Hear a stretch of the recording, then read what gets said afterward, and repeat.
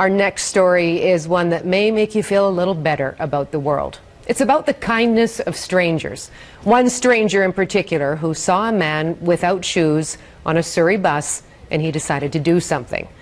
That random act of kindness has gone global, but the Good Samaritan doesn't want any attention. Bal Brach explains. It was a bus ride Surjit Singh Virk says he won't soon forget.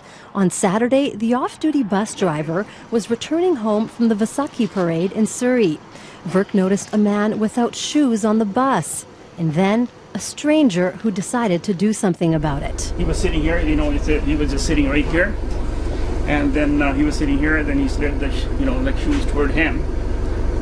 Then he started, putting the shoes on. Virk asked if he could take this photo of the man who had just been given a pair of shoes by a complete stranger. As for the Good Samaritan, he said, "Don't worry about me, I live close by," and just put it on. He just slid it under on the floor. I think he didn't want anybody to see it, so then he simply got off the bus. The Good Samaritan is a 27-year-old man from Surrey who volunteers at this local mosque. He said good deeds like this are part of his Islamic faith, and he wishes to remain anonymous. A nice, quiet gentleman who's a practicing Muslim. He has become more practicing from my observation over the last few months. He was simply doing it without anybody knowing it, but I happened to be sitting at the right place, the right moment, and I grabbed that moment. Well, actions always speak louder than words.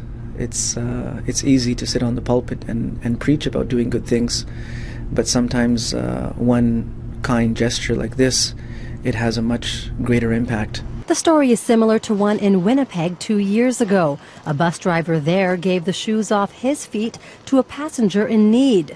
Virk hopes the publicity in this story inspires others to be kind. It's just between two humans. One need was more than the other, and he simply did it.